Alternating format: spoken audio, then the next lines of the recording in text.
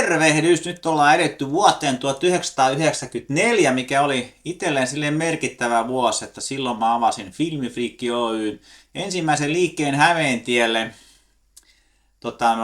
toukokuussa muistaakseen. Ja mä voin kyllä sanoa, että ei tullut kyllä uutta musiikkia silloin juuri kuunneltua, paitsi radiosta. Ei ollut rahaa edes oikein syödä. Mä edin siinä pari tekaa Filmifriikki vuotta niin kuin syödän Saariosten pikkupitsoja ja sardiineja ja sitten nuudelia, ja en mä painanutkaan 60 kiloa silloin loppujen lopuksi. Mutta jotakin uutta tuli, ja ehkä kovin juttu silloin oli kuitenkin tää Pulp Fiction soundtrack ja näitä julisteita, missä tää Uma Thurman oli, ne näitä me kyllä tuli myyneeksi niin kuin satoja kappaleita, isoja jenkkijulisteita siitä, tai näköispainoksinen niistä oli. Ja no täältähän toki löytyy Misorluu edelleen ihan huippukappale, samoin kuin tää Girl You Be a Woman Soon by Utch Overkilliltä. Muut biisit on kyllä jo vähän alkanut jäädä unoholaan sille, että tätä teki mieli ostaa vinylinä, kun sitä tuossa oli myynnissä, mutta sitten mä kuuntelin, että niin ei se nyt ehkä ihan sittenkään. Toinen semmoinen biisi, minkä mä muistan tosi kovasti, oli se Offspringin hittibiisi silloin, mikä sitten Spinefarminkin nosti, mutta mä en löytänyt sitä CDtä mistään, niin otetaan nyt sitten sen tilalle sitten Soundgarden ja Superunknown levy, ja Black Hole Sun oli tietenkin hillitön hitti, ja täytyy kyllä nyt sitten sanoa, että en mä kyllä tältä levyltä oikein mitään muuta muistakaan, että vähän se jäi kyllä se musiikin kuuntelu tosissaan niihin radiohitteihin, että tääkin on ostettu sitten kyllä jälkikäteen tässä näin kirppislevynä, mutta on Pulp Fiction, niin mä ostin kyllä silloin ihan suhteellisen tuoreeltaan, muistaakseni Tukholmasta ostettu.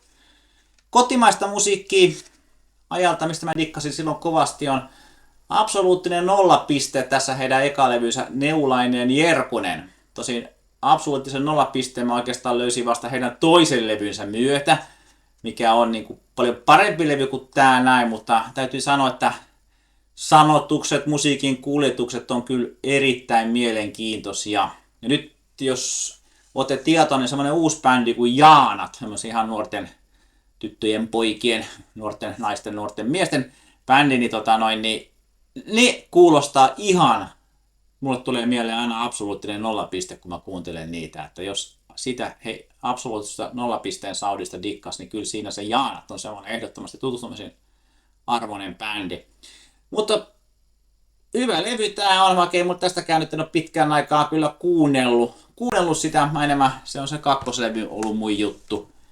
Ja sitten vielä yksi tämmönen kirppislöytö, Weezerin eka levy, missä on Buddy Holly, mikä on kanssa aivan niinku huippubiisi edelleen. Ja se musavideohan oli tosi hauska silloin, mutta täytyypä sanoa, että ei nämä muut biisit nyt mulle oikein herätä minkäänlaista muistikuvaa, ja tääkin on tämmönen kirppisostos, että on tämän varmaan kertaalleen kuunnellut läpi, mutta lähinnä sen Buddy Holly-biisin takia mä tämän halusin.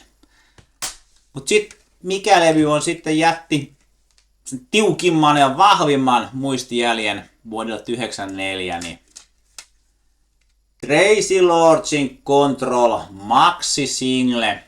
Tässähän oli musavideo, mikä John Watersin ohjaava musavideokin tästä näin, missä mä sen ekan kerran tutustuin, mutta tää on aivan huippu hyvä biisi, ja Thousand Fires, mikä se levynimi, niin tuli sitten vuotta myöhemmin, ja silloin tästä myös julkaistiin vinyylimaksi, mikä kanssa löytyy, mutta hei, tästä löytyy normi 7-tuumainen versio tästä Maxilta, mitä ei sitten muuten kyllä julkaistukaan, mutta tää on ihan hyvä biisi, ja monihan tämän biisin ehkä sitten saattaa tuntea, oli Mortal Kombat soundtrackissa, mikä oli sen leffan ainut hyvä kohta, niin siellä loppupuolella kun noustaan torniin ja siellä sitten matsaillaan, niin se oli siinä, tosin ei ilman Tracyn laulua, ainoastaan instrumentaaliversiona.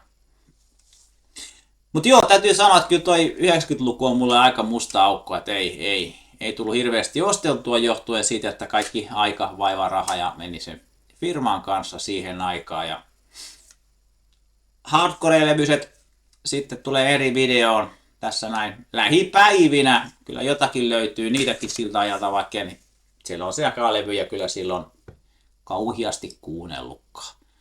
Mutta seuraavan kerran sitten 2004, katsotaan löytyykö mitään siltä vuodelta. Se on moi!